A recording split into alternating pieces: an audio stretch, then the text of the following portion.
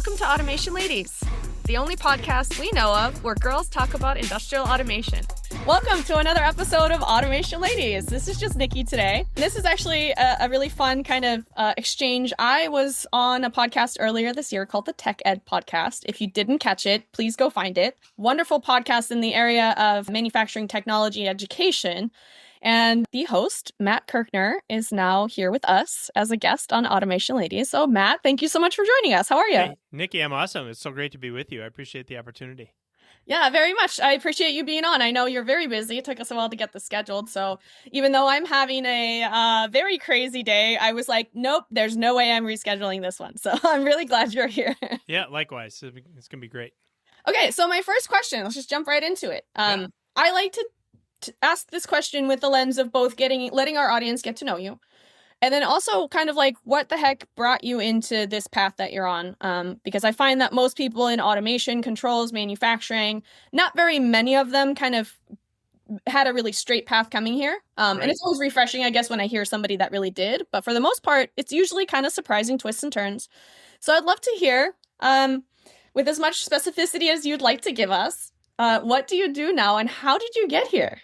Absolutely. So, first of all, life is full of twists and turns, but that's the beauty of life, right? So whether you're having a crazy day, whether you're having an easy day, whether you think you know what the plan is for your life, there's certainly something bigger than all of us that has a different plan. And so big part of what we have to do is just understand that and follow along. Doesn't mean we don't work hard. It doesn't mean we're not creative. It means that we are open to the fact that life is never going to run exactly the way that we expect that it will. And that is the beauty of it. My life is an example of that. As is yours, by the way. I should start out by talking about the fact that I love what you guys are doing on Automation Ladies. Love the fact that you're telling the story of manufacturers, of what's happening in the space of manufacturing as technologies like AI and machine learning and certainly automation are totally changing manufacturing. And so kudos to you for the incredible work that you're doing. And I'm really, really honored to be joining you to talk about this, Nikki. As far as my path, I found my way into manufacturing somewhat serendipitously. I was actually started in the financial end of the world, and this is going back a long time, 30 years ago, believe it or not, and had my first job in manufacturing was with a radio frequency ID company. Now we're talking about the mid 1990s, and I'm not going to tell you my whole life story. That's boring, but this is a great story about how life takes us in directions that we don't always expect. I was working for like I said, an RFID company. I was on the finance side of that business. The company was not performing well. And I got a phone call one morning and I heard that the president and the vice president had both been fired by the board of directors. And about an hour after that, my phone rang. It was the chairman of the board. And he said, I need to see you in my office later this morning. And I knew the writing was on the wall, right? I mean, they're firing the whole management team. I'm done. I literally packed up my office, kind of spent a couple minutes walking through the plant before I got in my car, drove downtown Milwaukee, about 30 minutes away, walked into his big, posh, beautiful investment banker office, sat down, ready to take my medicine. And he said, we're really disappointed in how this business is performing. And I said, I know. And he said, we needed to make some important changes. And I said, I understand. He said, we fired the president and vice president. And I said, yes, I heard that. He said, and then he paused. And I'm like, all right, here it comes. And he said, we need someone to run the company. Do you think you're up for it? And that was literally like I was 20, 25, maybe just 26. I think I was still 25 years old. Wow. Ended up being the chief operating officer of that company. We turned it around. We made it a successful business. That was my foray into manufacturing leadership. And so I kind of I shouldn't say walked away, but kind of morphed from the finance side of the business into operations and into executive leadership. Following that, I ran the largest contract metal finishing company in the world for 10 years. That was a spinoff of Rockwell Automation. After that, I did a private equity backed company in the paint, powder coat, and e-coat space. So this leads to what we're doing now. I saw lives totally transformed by careers in manufacturing. You see these every day. You see the people who start out sweeping the floor, end up running the company, pause anywhere along the way, have an amazing career, a rewarding career in advanced manufacturing. After we sold our private equity-backed manufacturing company and that ended the way that you dream those things do, we certainly had options about what we wanted to do next.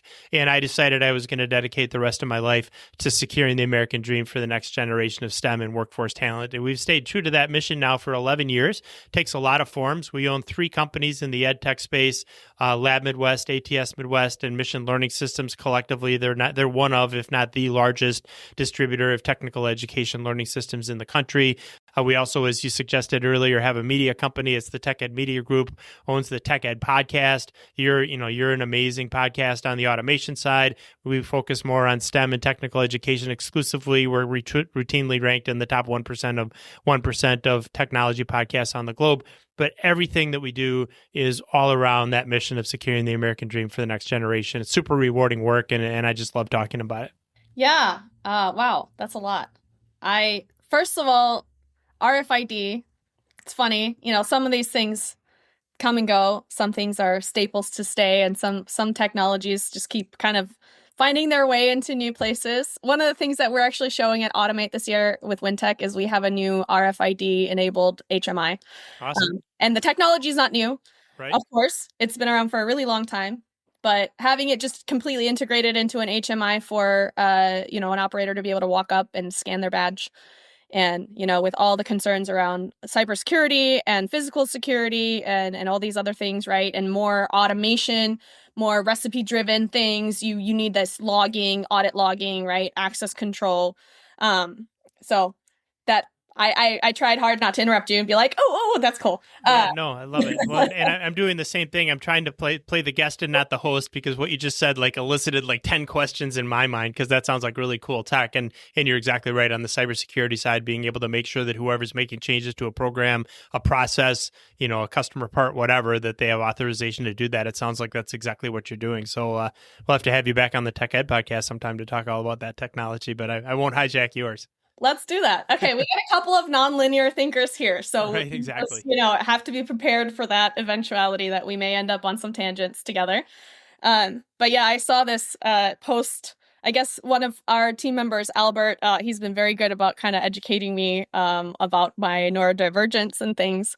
And he sent me this really funny video of somebody explaining their thought process of how they got from hey, we're talking about A, and all of a sudden I asked you about, Z. But right. Here's how I got there. And it was all these different associations of this relates to that, relates to that, relates to that. Yeah, and so nonverbal ones, right? Yeah. I mean, it's going on in their head. Yep. I got the same thing.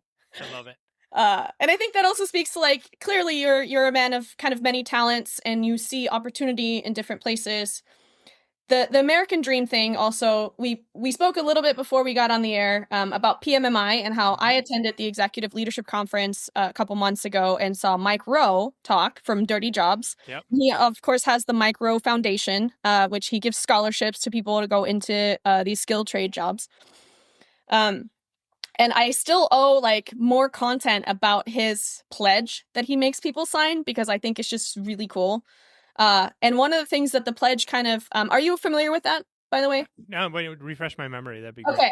So to receive this MicroWorks scholarship that he offers, the participant have to sign a personal kind of pledge to say that they value hard work, and they're going to go in and do their best every day. And they're going to, they're grateful for the opportunity. And, being here in America is you are grateful for having the opportunity that you do. And we're basically kind of taking personal responsibility for their success if they're given the opportunity, right? Mm-hmm. And to take advantage of these tools and not, whine and cry about, oh, this and oh, that. It's okay, you have all the opportunity in the world. You are now being given money to go pursue this opportunity. And so one of the things that he really wants people to do is kind of think internally and be I'm going to be responsible for my success with this opportunity. And he said that it's funny because some people will apply and their parents will try to redline the pledge and be why should my child agree to this? And some of the things are, they're not political, but it is kind of okay, I'm grateful to be in America and to have these opportunities and to have the opportunity for hard work and all these things. So it just kind of brought me back to thinking about this American dream.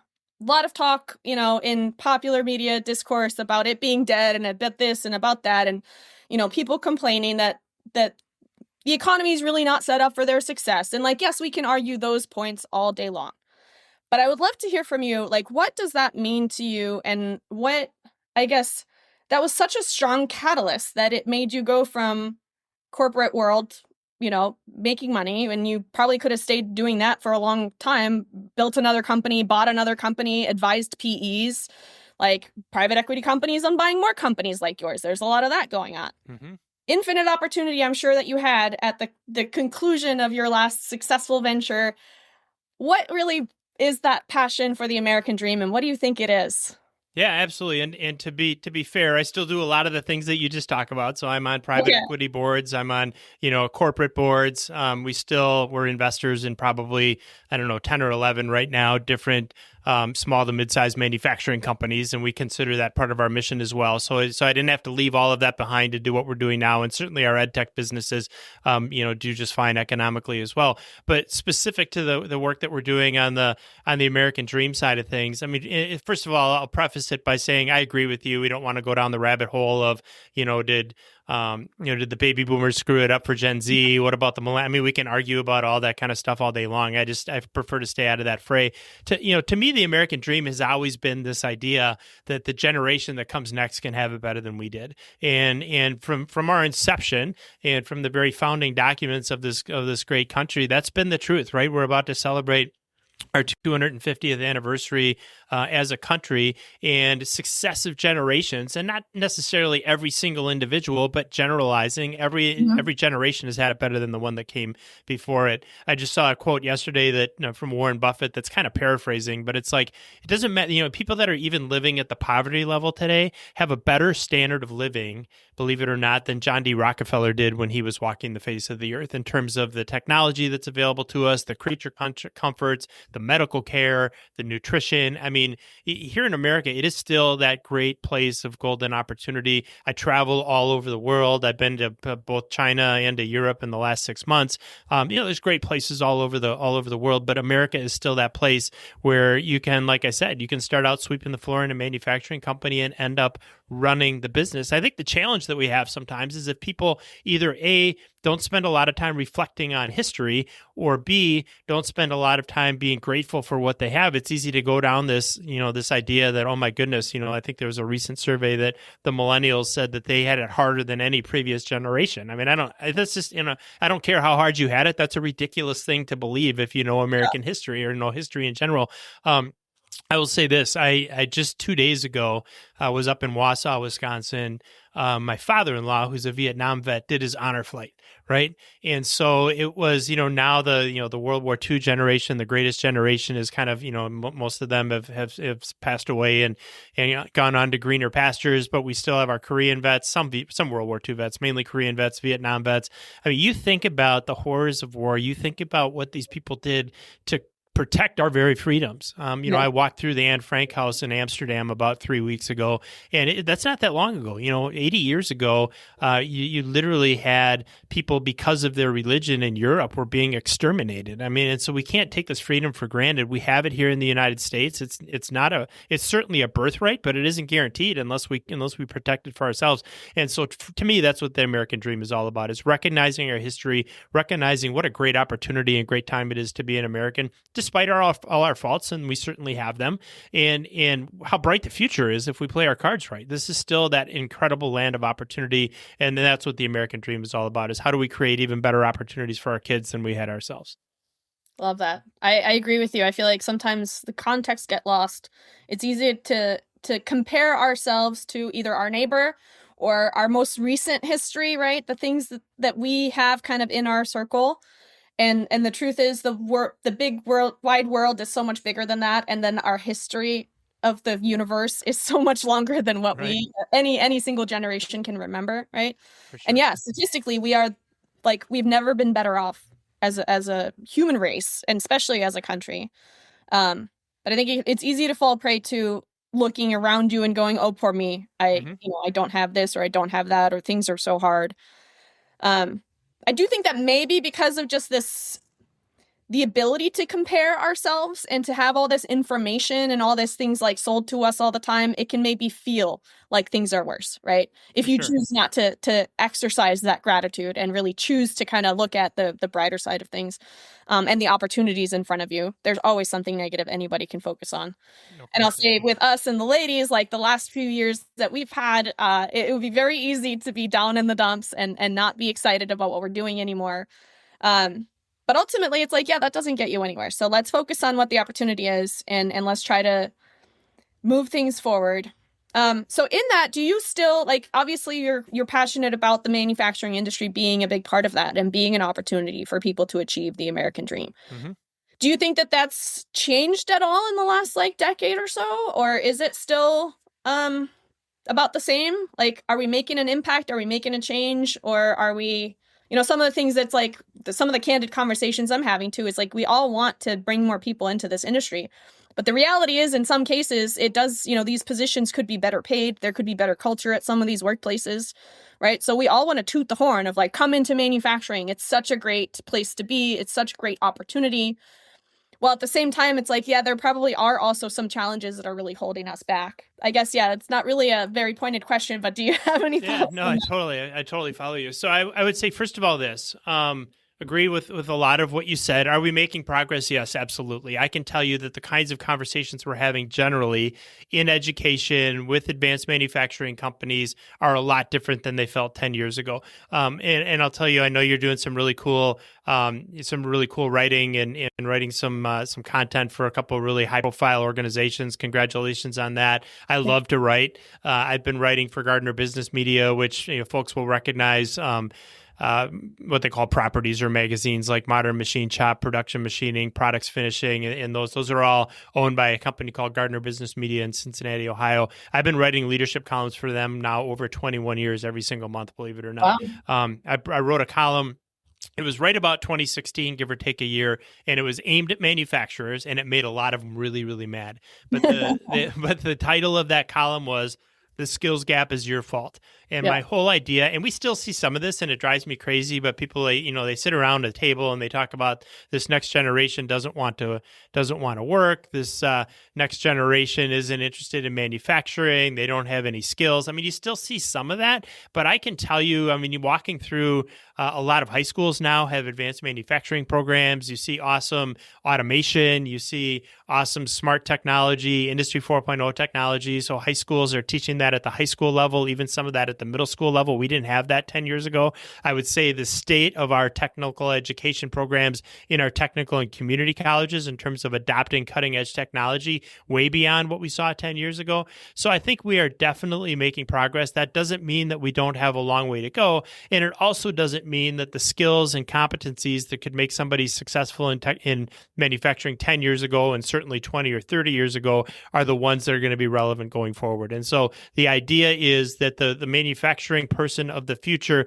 is going to be a lot more technologically adept. They're going to be a lot more, I don't want to call them AI native, but they're going to be digitally native, and they're going to understand how we can drive continuous improvement and advanced performance in manufacturing using tools that we never had at our disposal 20 or 30 years ago. That's why, and I'll end with this on this question, that's why I'm so motivated to get young people excited about applied artificial intelligence, about digital transformation, about Industry 4.0 technology, about manufacturing plants being the kind of places that people would want to come to work, because the fact is that we do have to have a good, solid culture in our business. Every business has a culture. The question is whether you define it yourself or whether you let it be defined for you. We have to have an organization where people are excited to come into work, where it is a clean manufacturing plant. I tell people, if you have the old dark, dirty, dangerous manufacturing facility, please don't invite students into that plant, because that's going to be their paradigm of manufacturing. We've got to make sure that we're bringing them into the cutting edge advanced manufacturing facilities, the ones that work with the kinds of organizations that you've already mentioned, to drive continuous improvement and to be the kind of place that's going to draw employees. People have options in terms of where they want to go in the workforce, and we in manufacturing have to make sure that ours is the number one option. Barbara Humpton, who's was the CEO of Siemens USA when she was on the Tech Ed podcast with me, she said manufacturing is still that place where you can start out on the ground floor. We're on the front end of a manufacturing renaissance. This is the greatest employment decision that somebody could make in this day and age. But we need to make sure they understand that they're walking into facilities that are the kind of place that they'd want to spend a decade or more working. And that's on us as manufacturing companies to make sure we're providing that opportunity and that image. Yeah, I will say that when Mary Barra became the CEO of GM, that to me was like the first example I had ever seen, of a woman, which was super cool. Yeah. To like rise up the ranks and become the CEO of a huge company, right? But then secondly, she started in that company a long time ago. Like, I don't remember what her initial position was, but she did not like come in as a hired gun CEO. Like, she worked her way up in the business. She knew it inside out, and she rose to that position. And I graduated college in 2018, which was a rough time. And everybody was getting laid off all over the place. And people were, like nearing retirement age, and they had lost all their 401ks, and they, lost their job, and they couldn't get rehired because they had like 20 years of one skill that they had just, stayed in the same job. Right. And I remember my goal was kind of like, I had seen like my grandparents like working in the same place their entire career, just advancing. They knew more. And my grandfather was in manufacturing in the dairy industry. And that's the idea I had of work, which was go someplace, find someplace where you can be valued, you can learn, you can bring your talents, and then you learn more and more and more and more, and you become more and more valuable. And, I thought that the idea was you come in, you do a good job, and then at the end of the day, you can like feel satisfied that you put in a good effort, and you come in the next day and do it all over again. Right. And then it was just like this dream was just kind of completely shattered for me because A, it was like hard to even get a first job. And B, every time we got called into a random meeting, I was afraid that we were all going to be let go, like, or all going to be laid off or something. Right. Yeah. Yeah. And then I realized I was in a sales position, and not this particular company, but some of our competitors, they lay off the bottom like 10% of like just low performers every quarter. And as a salesperson, I mean, there's a lot of things that can happen that can make you have a bad quarter. For sure. And so just this idea like, oh, you are completely expendable. The company is not looking to invest in you in the long term. I just thought, well, heck, that doesn't even exist anymore. So what am I doing trying to, think that I can kind of stay here? So I quickly, my philosophy became, okay, keep learning and keep being valuable and be willing to pivot and or find a new job like at a moment's notice. But then when I saw Mary's story and stuff, and then as I've been in this industry longer, I have seen that this actually does exist. It's more these privately owned companies. Oftentimes in manufacturing, there's still a lot of like family owned companies, or a lot of them that have sold maybe are now employee owned partially. And so it's still a surprise for me, a very pleasant surprise, but a surprise when I run across a company that has longevity like that, and then has people that have been there for a long time like that started in a low position and are now like in a higher up position. Because I thought that disappeared from the world, and it makes me so happy that it still exists. No question. I love that. Yeah. And I would just tell you that it does still exist. As you know, I do a lot of work with Fanuc America. I just had Mike Chico, who's the CEO of president and CEO of Fanuc, on the podcast. He's been on, I think, 5 times, more times than any other guest that we've had. I hang out at Fanuc, and it's like the people you meet there have been there 25, 30, 35 years. They don't leave. And that what that speaks to is the importance that we've already talked about of having the kind of culture in an organization where people want to stay and want to make a career out of it. I've never fired a great person. I've had to make tough decisions on employment as somebody that wasn't cutting it, or maybe didn't have the interest or wasn't putting forth the effort. That those aren't fun, but they're a lot easier to do than having to take somebody who's a valued employee and let them go. I've never had to do that. If you add value in your organization, and if you are versatile and you're willing to stand up and sign up for whatever the organization needs you to do at that point in time, there's tremendous longevity in the world of manufacturing. There's just absolutely no question about that. I would also tell you, again, speaking back to a magazine column I wrote, this was probably right around the 2008 financial crisis. So 10 years before you graduated from college, if you graduated in 2018. Wait. No, I'm not that young. I'm Okay. just terrible at math, or numbers. 2008, not 2008. Okay, so this I am like a decade older than I just pretended to be. Yeah, well, I do the same thing. I was like, wait, 2018 wasn't even that bad. 2008, you know exactly what I'm talking about. Yeah, exactly. Right. I was thinking, wow, that must have been a pretty short financial crisis in 2018. I don't remember that one. 19 to 20, maybe. No, so going back to 2008. So you remember this. And I wrote a magazine column, and I said, it was called Lay Off the Layoffs. And the idea was, look, we've We've all been in situations where we've been grossly overstaffed. I had a situation early in my manufacturing career where literally I had a major customer that cut half of my business. So literally my revenue got cut in half in about a year and a half. There's no way that you can survive that and be true to your business model without having to downsize your workforce, or nobody will have a job. So I've been through having to make those really, really tough decisions, and they're not any fun. But I also said, if you're just laying off for convenience, if you're just laying off because you need to make your quarterly number, or you're worried about what the year is going to look like, or you're worried how the market's going to treat you, I mean, those kind of things are great short-term decisions to make if that's what drives you, but understand that you are totally wrecking your culture for the long term, because you're not going to be seen as a destination employer if your attitude is, we'll keep you here just long enough to make sure that we make our quarter, and then if we don't need you, we'll kick you to the curb. So the message to manufacturing was, be really careful about just downsizing your workforce for the sake of downsizing it, and really make sure that it's something you absolutely have to do for the longevity and the sustainability of the company if you're doing it, because it does have some negative ramifications, which is exactly what you touched on a moment ago in terms of the perception of manufacturing that many young people have had about the careers in our space.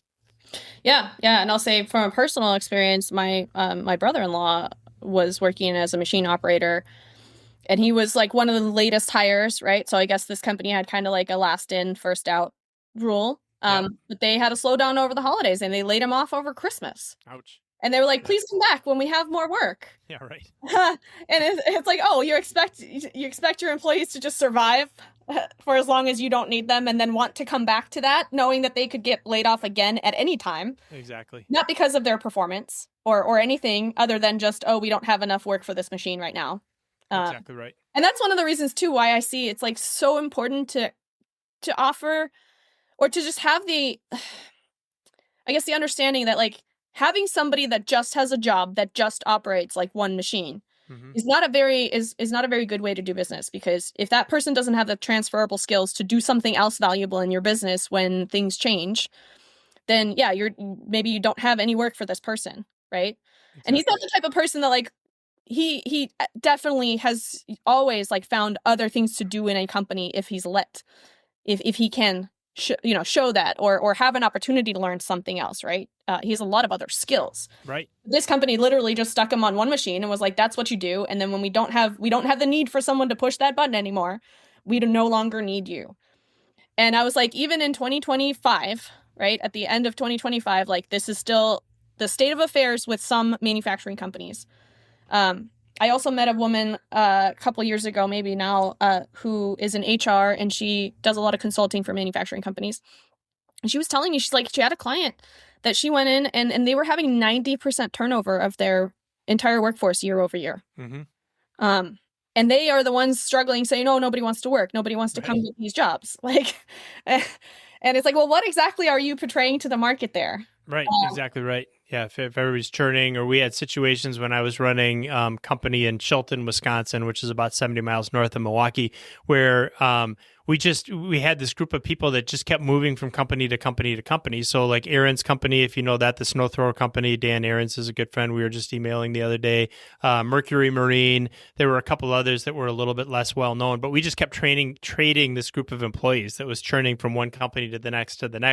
And finally it was like, wait a minute, rather than stealing each other's people, why don't we raise the floor for everybody? Let's start investing in training. Let's start thinking about how we can pay folks more to keep them where we need to keep them. You mentioned the machining industry, and I can tell you there's a bit of a crisis in that space right now where students are making choices to go into electromechanical programs, or making choices to go into automation programs. And we see this regionally. It may not be across the whole country, but in certain pockets of the U.S. where people are like, well, why would I choose machining if I can make more money in electromechanical tech? And the machining companies are like, we can't pay our people enough to keep them. And it's like, well, that's the free market at work, right? We're all red-blooded Americans. This is why we're here. There's some solutions to that, and that's to make sure that you're a destination employer. And compensation isn't top of the list. It's usually number 4 or 5 in terms of why people stay or leave a business, but it doesn't mean it isn't important. We need to make sure that we're focused on creating the kind of jobs that people are going to want to have, or we're not going to have people.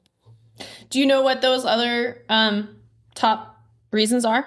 Sure, absolutely. So a big part of it, frankly, is whether probably the number one thing is, do I like the people that I'm working with? Yeah. And it's not even who your boss is. You would think, well, do I like my boss? Most people don't interact with their boss all day long, but they interact with the people that they're in the lunchroom with. They interact with the people who are standing at the machines next to them or sitting in the meetings that they're in. And so having a really good group of people that likes working with each other, super, super important. So that's number one at the top. The second one is what we call respect. And we define that, or I define that by, does the company respect you enough to listen to you? Doesn't mean that we can implement every single decision or every single idea you have. A lot of times we just, we don't have enough bandwidth to implement every idea, but are you willing to listen?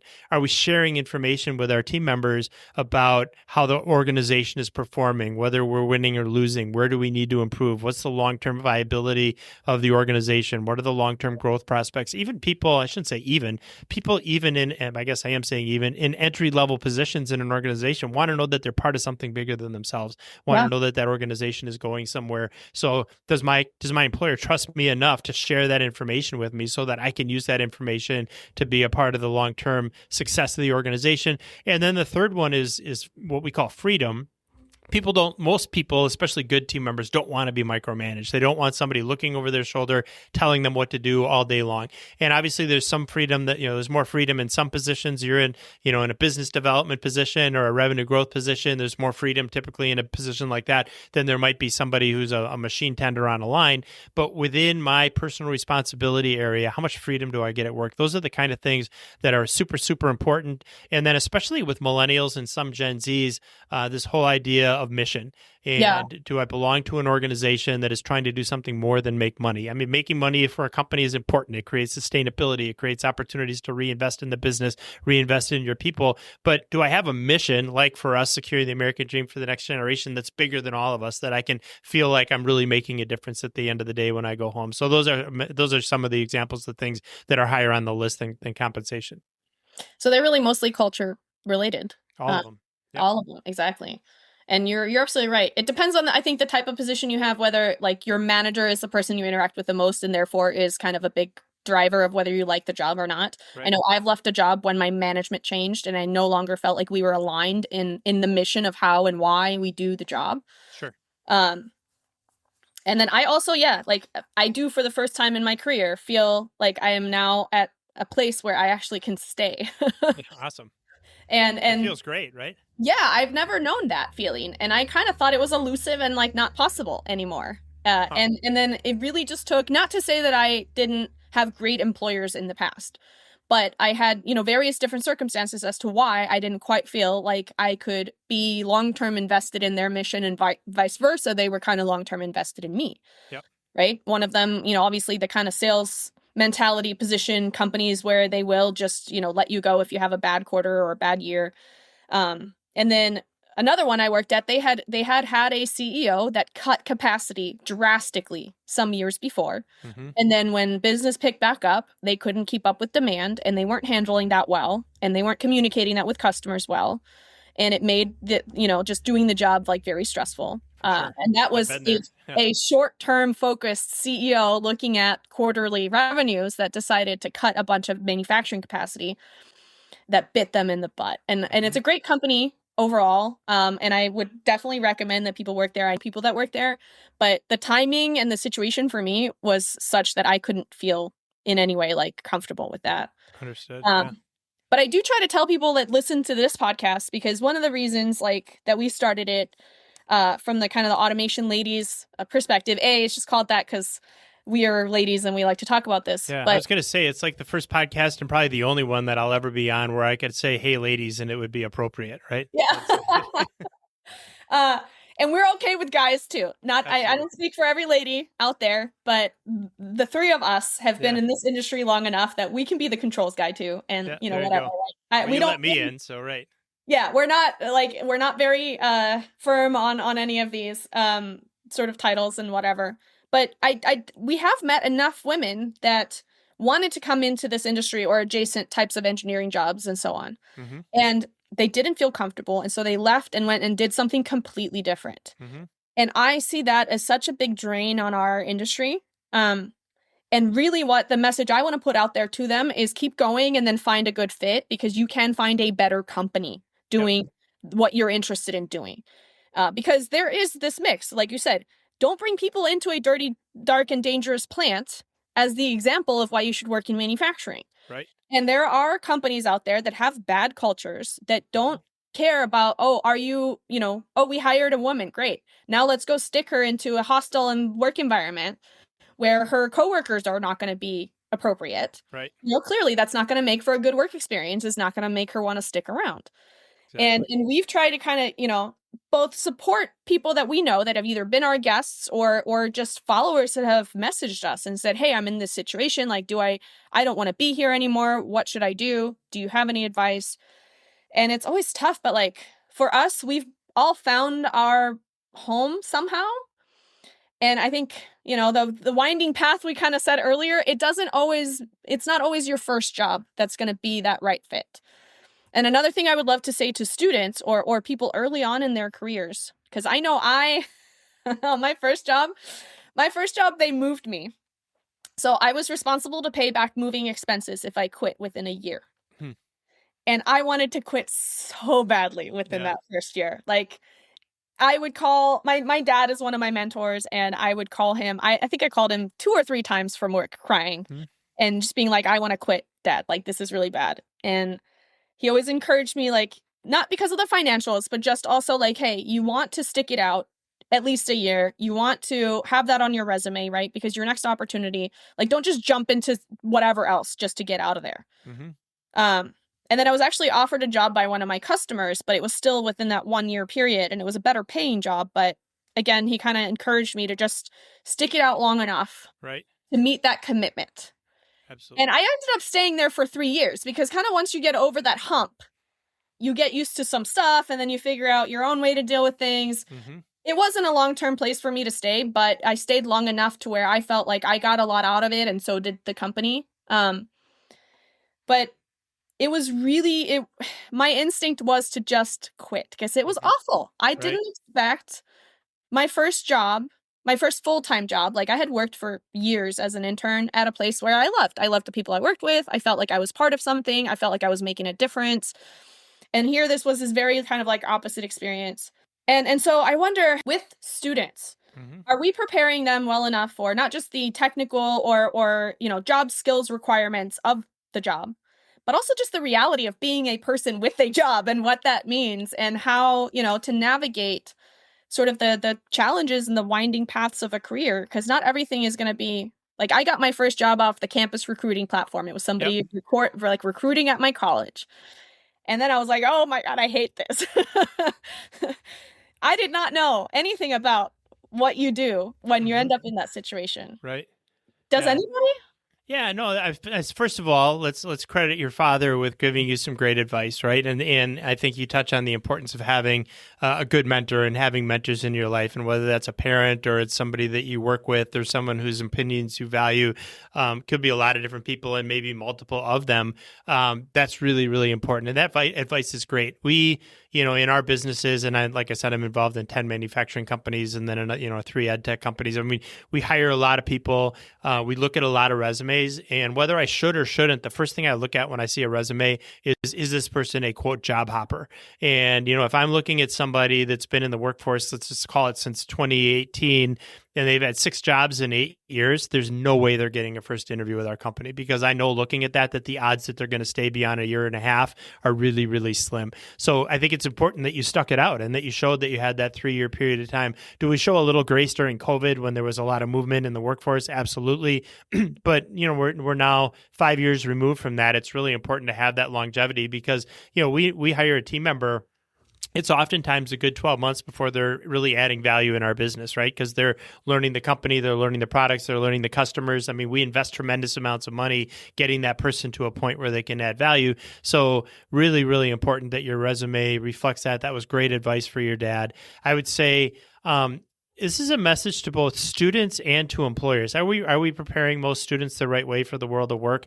Probably There's not that there aren't efforts and there aren't exceptions, but there's a lot of things we can do. I'll give you an example. It's one of my favorite stories.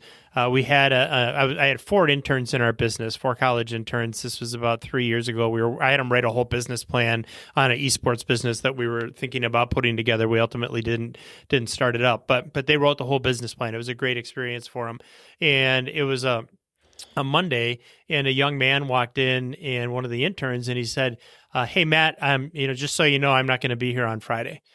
And I was like, "Okay." He said, "Yeah, I'm going up north with my family, so I won't be here on Friday." I'm like, "Interesting." I'm like, "So even on a day that you're scheduled to work and we're expecting you to be here, you're just not going to show up?" And he said, "Well, no, my mom said we were going on vacation." And I was like, "So your mom told you can't work on Friday?" He said, "Yeah." I said, "Even if it costs you your job?" And he sat there for a minute, and one of the other interns was like, "For God's sake, just ask him if you can have the day off." Like, she knew where I was going, right? Yeah. I just said, "Ben, I would never tell you that you can't go on vacation with your family. I would never tell you that in a million years. But you have to come in here and ask if it's okay for you to take the day off. That's just normal protocol. You can't tell me you're not coming to work on a day you're supposed to be here." Yeah. And so we have this whole philosophy in our business is that you're going to, especially because, again, going back to COVID, we had a whole group of kids who were middle school, high school, maybe late high school, now into the workforce, that had missed a whole 3 years of the kinds of experiences that the rest of us got. Doing, in person at school, maybe doing work-based learning, maybe doing an internship, maybe having a job at the Dairy Queen. I mean, whatever. We missed that opportunity. And so they didn't learn some of those basic workplace skills that the rest of us took for granted. And so the message to young people is, yeah, the expectations in work, they're real. It's not easy. You're not, you're going to, I had both of my kids, I won't go too deep into it, but both of them were required to work in manufacturing while they were going to college if they were going to get any help from us. I said, we'll help you with whatever comes after high school. And it can be anything. You can go to technical college, you can go to community college, you can go into the military, you can go to a 4-year university, you can go direct to workforce, whatever. We'll help you for those 4 years, but you have to spend time in manufacturing. And there were days, I know for both of them, where they were just like, wow, this is really hard. And it's like, yeah, it is. This is kind of a little bit what life is all about. Yeah. We need to teach you that. We also have to go talk to employers and say, look, if you're expecting the kind of employee, I'm in my 50s now. If I'm expecting the kind of person that I was when I was 18 or 20 years old, the world has shifted. The world has changed. You're going to be really frustrated expecting that. You need to tell people on the first day of work, hey, you're going to do some things that are outside of the lines of what's appropriate workplace behavior. We're not going to scream at you. We're not going to fire you. We're not going to keep our mouths shut. We're going to say, hey, this is one of those areas where this is appropriate behavior and this is not, and we need to see the appropriate behavior. So correct it, and then they'll get back and they'll get back with and they'll start coloring between the lines again. But we have to be a little bit patient with them. There's all kinds of things that we can and should be doing, and not just in higher education, but in secondary education as well, to prepare young people for the world of work. But we still have a lot of work to do there. Yeah, I think back to when I was in college, and there was definitely, I felt like there was already kind of a mismatch in what I was being taught and what was actually going on when I went, because I was already working, right? So I started working in middle school, and I worked through middle school, high school, college. What was your job in middle school? You got to share that. I started work, so I used to babysit, but then I realized I liked being in an office more than watching kids. Yeah. And so I started working for my dad's company. He was an entrepreneur, and he started his own business. And so it was kind of, there was always something that I could help with. So I started interning every summer, every holiday, and I kept doing that all the way through college. Awesome. And as the company grew, I got to do different jobs. But in middle school, I started out kind of behind the scenes. I made a user manual for the terminal that went in the cab of the truck. So it was a tracking system for trucks. Yeah. And things like that. And so I got to write the data sheets for the hardware, and then the user manual for the system. And then I also wrote marketing brochures for those. And I moved on to learning how to do the daily accounting, and then the invoicing. And then I started answering the phones, and then I would do like the reconciliations at the end of the month. And then kind of every summer I would have a different like focus. And the one summer I did accounting as like my full-time focus. I was like, whoa, this is not for me. It's good to know. It was a great experience to learn. Yeah. And I realized I found that I gravitated towards, I would like to be at the front of the house. I liked answering the phones. I liked the sales, like helping with the sales part, and things like that. So it was a great opportunity for me to figure out kind of like what I enjoyed and what I was good at, not just from a learning standpoint, but actually applying it in the real world. So when I was in college, like I was mostly thinking of, okay, how could this actually apply? Yep. So I remember accounting was like one of my least favorite subjects. And I really did not do that well in my accounting classes, like considering my overall performance normally. Yep. But I was also like, but I use software. I was like, I do accounting all the time. I've done it for like 3 years. I know what I'm doing. But the concept behind doing it and doing the ledgers manually versus working in like QuickBooks, sure. It just wasn't the same. And so I just thought to myself, like, if I was taking this accounting class and actually had never had accounting experience, I wouldn't expect the same thing. And granted, maybe if I went into an accounting career, obviously I would have needed to know all of the nuts and bolts behind that. But the practical use of accounting skills was different from what I was learning in school. And then the other thing I remember that I just thought was ridiculous was I was told as a woman that I could not go to a job interview in pants, that I needed to wear a skirt suit with pantyhose. And that was the only way to go. And like, I wouldn't be taken seriously or given a job if I wore pants. And again, this was like 2005 to 2008. Yeah, right. Yeah, this isn't 1970 or whatever, right? Yeah. No. And I also I was economically challenged and I could not, it was really hard to find a woman's suit. Like, you can't go and buy those at Forever 21. Like, you don't have them at the mall. You gotta, I ended up going to Ann Taylor and looking at the price of the skirt and the suit and going, yeah, I right. I had to fundraise like from my family to buy my first suit for an interview. Crazy. And then I never wore that skirt ever again. Right. Yeah. Because especially going into manufacturing, they were like, no, you can't wear that here. Like, yeah, right, exactly. You can't wear these heels in this skirt. Like, well, as long as they got you the right job the first time, I guess. But yeah, I think a lot of those standards have moved a little bit, and certainly I'm not trying to tell anybody they shouldn't dress appropriately for an interview, but appropriately can be a much wider criteria than what you just shared with us. I feel like at this point for a woman, like a crisp pantsuit or even separates that like look put together is okay. My point to that, though, long tangential story, as is common for me, is how wide do you think the gap is in between what companies really need and what workplace culture is, and then how long does it take for that to kind of like get to the education side? Are they pretty close together, or is there like a lagging indicator there of how quickly we can actually change what we teach versus what is required in the real world? There's a lot into that. That's a really good question. There's like 3 questions packed into that question. So, and I'll take a moment on kind of everything that I just heard there. The first thing is in terms of preparing students for the workplace, I think you have to divide things into 2 baskets. And one is some people call them soft skills or workplace skills or what have you. Some people are not calling them durable skills. I hate that term. And then the other one would be the competencies and hard skills of doing the work.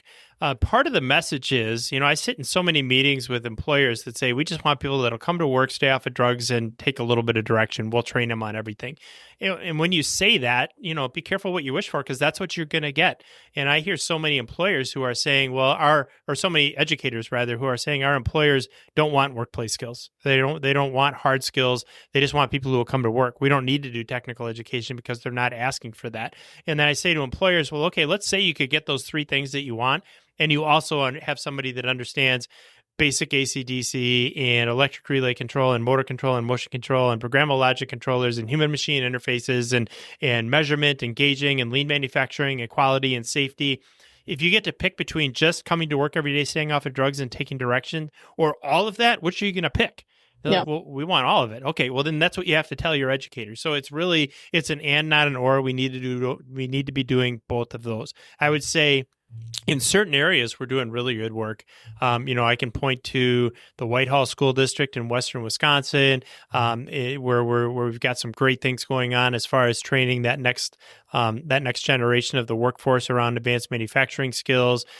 Schools in the state of Michigan, like Troy Athens or like Delton Kellogg, where they've got full-on, mechatronics programs for high school students earning Smart Automation Certification Alliance certifications, an organization I've been a big advocate for, and preparing those students for the workforce with project-based learning, with teamwork, and with the hard skills around advanced manufacturing. So it can be done. We just need to see more and more of it. We need to see it at every level of education. And then we need to get more young people excited about careers in advanced manufacturing. We can't start in our junior year or senior year of high school and expect to grab them there. Young people, especially women, as you know, Nikki, will start making career decisions as early as 5th and 6th grade. Not so much that I want to do A, but that, a career in engineering or a career in manufacturing, that's not for me. Those are the career paths for boys and not girls. And it's just like, well, no. I mean, there's a huge tent in manufacturing and great opportunities for men and for women in manufacturing. So making sure that we're exposing them to those much, much earlier. So I think, it can take a long time because we should be starting as early as middle school. A student who's in 6th grade today probably isn't coming into the workforce for another 6 or 7 or 8 years, maybe more. But that's okay. At least we're solving that problem a few years out. Then we've got all kinds of work-based learning, short-term training, boot camps, technical colleges, certificates, those kind of things that we can use to upskill the next generation of the workforce in a shorter period of time. So I think we need to be doing all of these things. We've seen a lot of these problems solved in the last 10 years. Still a long way to go. We need to continue to invest in those younger people, get them excited about careers in STEM and advanced manufacturing. And then for people that are a little bit deeper into either their academic career or new to the workforce, we need to make sure that we're upskilling them, to your point earlier, not just saying you're a machine operator from now until the end of time, but how are we taking that person like your brother-in-law who shows so much promise and so much potential in manufacturing and equipping them with the kind of skills that will help them, even if there is a slowdown, to continue to add value for their employer. Absolutely. Great. Thank you for answering my complex compound questions. I love those kind of questions. That was great. I think we're running up to, I have so many other things. I had all these notes about things I wanted to ask you, but I tend to just let the conversation go where my brain or yours takes it. Wonderful. So this has been really wonderful and enlightening. I had in my notes here that you have a book that you wrote about industrial Internet of Things. Do you want to tell us a little bit about that? Who's that for? And yeah, for sure. I'll tell you about 2 of them. So I think the one you're touching on is teaching IIoT, preparing students and learners for Industry 4.0. And that actually goes back to 2017. So it's 9 years ago now. And it was, we recognized at that time that everybody was starting to talk about Industry 4.0, smart manufacturing, but nobody knew what it was. And none of the educators knew how to prepare students and learners for that world. And what we said is, look, it needs to look different in 4th grade than it does senior year of high school, than it does in technical college. But it was kind of the precursor in the early days of what we call the edge to cloud continuum, which is kind of where we are now. The idea that if we want to understand smart technology in manufacturing, we have to understand it in layers. We have to understand smart sensors and smart devices at the edge that have embedded intelligence, can make their own decisions, and can communicate with each other, which, as you know from your time in manufacturing, is allowing us to proliferate like crazy the amount of data acquisition that we're able to do in manufacturing because we don't have the former constraints of latency and bandwidth that we used to have. Every single one of those sensors is communicating with some version of a control system, oftentimes a programmable logic controller, maybe a computer network. We need to understand what's going on at the PLC level, specific to your, to your line of work, understanding visualization, understanding who has access to what information, understanding cybersecurity at the control system level, super important, and then to the fog, and then to the cloud, where we're running all these cloud-based software that is now integrating, wasn't as much in 2017, but now integrating like crazy, artificial intelligence and machine learning. So what we did was we created a document. It wasn't quite a book, but it was probably 20, 25 pages long, of how we prepare students and learners for the next generation of manufacturing technology, because more and more of these are becoming technology careers and not, quote, just manufacturing, hands-on, turning a wrench careers. What we, to kind of where we started on the podcast, that world is changing. Also, almost done. We'll be releasing a book this summer that's a compilation of hundreds of magazine columns that I've written over the course of 20 some years. And so a little bit of a precursor for your audience. That's going to be basically a how-to book for people who are in executive management or senior leadership positions or supervisory positions in manufacturing of, I have this personnel problem, or I have this problem with efficiency, or I have this problem with a customer issue. At one time or another, I've written a magazine column on every single one of those topics. So it's all right, let's turn to the page that covers this particular challenge I'm having today and use that as kind of a guidebook. It's also, you could read it cover to cover as well. But it's all those kind of things that I wish I had known now 30 years ago when I got into this incredible world of manufacturing that I want to impart to people that are joining us today so they can be that much more successful in their careers. That's wonderful. I'll definitely be on the lookout for that book. I feel like it could be a handy reference for me awesome. and lots of people. Your free signed copy will be on the way as soon as it's published, I promise. Thank you. Okay, so then I think we'll just dive into our last question. And I was going to ask you some more about your podcast and things like that, but why don't we just wrap it up kind of into this one I'll come back. layered question. Yeah. Which you already started answering, which I typically try to ask at the end, kind of our guests, to say, what should people connect with you about and where shall they find you for different things? And then what do you have coming up that we should be aware of and or paying attention to? So that would include like your podcasts, your companies, or whatever it is that you think if somebody listened to this episode today, they may have a reason to either want to follow or reach out or partake in some of the things that you have to offer through your various different avenues of reaching. Yeah, awesome. I love that. So thank you. And I would say first of all, you run into a lot of what some people call the darkness of doubt in manufacturing, right? Where every problem, when you face it the first time in a manufacturing universe, and I ran manufacturing plants, and I know what it's like to, get a text in the morning or an email in the morning saying, hey, we had a major fire at our plant. And then to literally like go on to the local news station, 400 miles away and see that the lead story is a flame coming out of your building, right? I know what it's like to have that. I know what it's like to get that phone call at 2 a.m. because a valued employee made a mistake and didn't use their fall protection and slipped into a 200-degree soak tank and fortunately, stopped themselves before going all the way in, but had 2 years of skin grafts and laying in a burn center. So I know what it's like to get that phone call. I know what it's like to hear from your customer that's half of your business that, by the way, we're moving it all to Mexico or we're moving it to China. And by the end of the year, your business is going to be half as big as it is right now. Right. I mean, and your stomach sinks and you feel sick and you're like, there's no way out of this. And I would say that, we all face those days in manufacturing. Keep the faith. I'm living proof that you can make your way through those. And if you have the tenacity and you have the faith and you have the confidence that you're going to figure out a way through, as hard as that can be, you're going to end up on the other side of that. But certainly, I've never said no to somebody that sent me an email and said, can you answer this question for me? Or do you have 10 minutes to jump on a virtual meeting? I don't know how to solve this. Always happy. I had so many mentors in my life that helped me through times like that. Always happy to help others.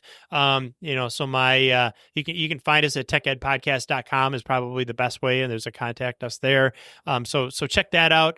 In terms of cool things that and that's probably the best way to get in touch with me. In terms of great things that we have coming up, I would say, first of all, I'm going to take a moment to highlight SakaCon, the Smart Automation Certification Alliance is doing. If people aren't familiar, we'd love to have you check that out. It's a pet project of mine, something that it's really, really near and dear to my heart for all the reasons that we've talked about so far in the conversation. So check out SakaCon at the Smart Automation Certification Alliance website. It's going to be in Wisconsin. It's going to be at the University of Wisconsin Stout, and the lineup of speakers is absolutely insane. We have Todd Wanek, who's the CEO and chairman of Ashley Furniture Industries. He's on the Forbes 400 and one of the wealthiest Americans, keynoting day one. We have on day two, Rod Copes, who is the chief operating officer of Rivian, now doing some really, really cool stuff, helping to lead Slate Auto, if you're familiar with that company, really cool EV company startup. Jeff Bezos is super involved with that, but lots of really, really cool content at SakaCon. So definitely check out SakaCon. We've got some great episodes coming up with the Tech Ed podcast. I'm interviewing a Fortune 500 CEO in the automation space. You'll see that on LinkedIn here the next couple of days, but he's coming into the podcast tomorrow. So that's going to be a phenomenal episode. There's some really crazy stuff going on in the state of California right now around what we require in higher education as far as standardized test scores from high schools. There's a revolt going on among their faculty, especially in the STEM space, because they stopped valuing SAT and ACT scores, and there's not a lot of credibility necessarily in the letter grades that are coming out of high schools. Huge faculty revolt around that, saying we need to improve the level and the standards for high school students coming into STEM programs in California. I'm going to have the leader of that whole effort on the podcast here in a couple of days. That one's going to be another really, really exciting one. I could keep going. So many great things. I'll give you one more. Google Discover AI. So the word Discover AI and then the words Lab Midwest, and check out our video on how we're getting young people in high school excited about physical artificial intelligence. So we know about ChatGPT, we know about Perplexity, we know about Meta AI, we know about all these platforms. But if you look at what's happening, the real growth in artificial intelligence in manufacturing is how we're using it in drone technology, autonomous mobile robots, robotic technology, smart technology. We have a whole platform called Discover AI, which teaches students about applied artificial intelligence. So check that out as well. I could keep going, but I appreciate the platform to share a few. Yeah, that's great. And then we can have your team also send us to put in the show notes and your guest profile on our website, automationladies.io, any other links to things that you guys can share that you don't have to regurgitate them all over the air here. Also, it's hard for people to go. That's an easy one, right? Discover AI. Go Google that. And then the SakaCon, you said. Yep. That's SACACON. Yeah. Saka.org is the website. Yep. Okay. Very cool. Then I'm going to actually give a shout out here at my own podcast to my conference called OT SCADACon. That's OTCA. SCADA, SCADA. So it's not specifically for SCADA or OT cybersecurity only. It is the way that we kind of, the name may be a little misleading, but the way that Allie kind of put it together was it covers everything under that umbrella. So also talking about the sensors on the machine, right? The control systems on the machine, the building of the machines themselves, the processes, so process equipment or discrete manufacturing equipment, and then how that flows up, how the data flows up from those systems into SCADA, how we use SCADA and other systems to do things like manufacturing execution systems, and how do we do digital transformation. And one of the new speakers that we have this year that I'm very excited about, his name is Nate Piran. He is head of supply chain digitalization at Newell Brands, which is like Rubbermaid and I used to be a supplier to Newell. Yeah. So he is coming to talk about digital transformation, and we have a number of other great speakers that are very generous with their expertise and their time. This is going to be in July in Houston, Texas. You're going to get to meet all of us ladies, although you don't need to learn from us. You need to learn from the great people in our community that are willing to share what they do. But I have been asked more recently, like, oh, I'm not an engineer or I'm not a practicing, controls person. Should I come to this? Even educators. So I guess a good reason to bring this up on this episode is I recently got asked, an industry friend of mine, he's like, I'm on the board of this college. They have a manufacturing program.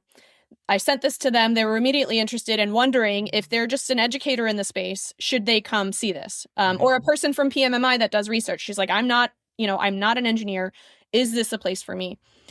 Absolutely, yes. Awesome. It is an overview of these topics that is meant to be high level enough for, even if it's new to you, you should learn enough to be dangerous, and then know where to go, how to connect some dots between these different things, and where you can go to ask questions, who you can follow for more information. And that we found oftentimes too on the tech and engineering levels, whether you're new in your career or maybe like kind of mid-career, if you're not really feeling the groove, you're super satisfied with what you're doing and where you're doing it, going to events like this to find out about applications, technologies, and jobs that are adjacent enough to yours that you could make that jump, and or people that you may want to work with. Because another thing that's huge about networking in this industry is if you don't love where you work, but you want to find a better place, who better to find out than from somebody else that works in that place, right? Because you're going to want to hear the culture stuff, like real talk from somebody, not just the HR recruiting page. Right. And then B, if you end up joining that company, guess what? You're maybe working with that person, and that is a huge part of the job satisfaction thing. Exactly. So please check out OT SkaterCon. It's otskata.com. And then, I will encourage, if any of Matt's audience is listening to this, that normally is in the education space, may not be as familiar with us automation ladies and the work that we do, check that out. But yeah, link it up in the show notes. Yeah, I so appreciate having been introduced to you, Matt, and the opportunity to come on your show and have you on and talk about this stuff, because, well, just I think we kind of feel like there's the number of kind of nonlinear thinkers doing this, willing to have a job and a podcast and run a company and write stuff. And I mean, it's just some sort of, I don't know what percentage of the population does this kind of stuff like we do exactly, but it's always a pleasure to kind of find that kindred spirit. And I so very much appreciate your time, Matt. Thank you for coming on the show.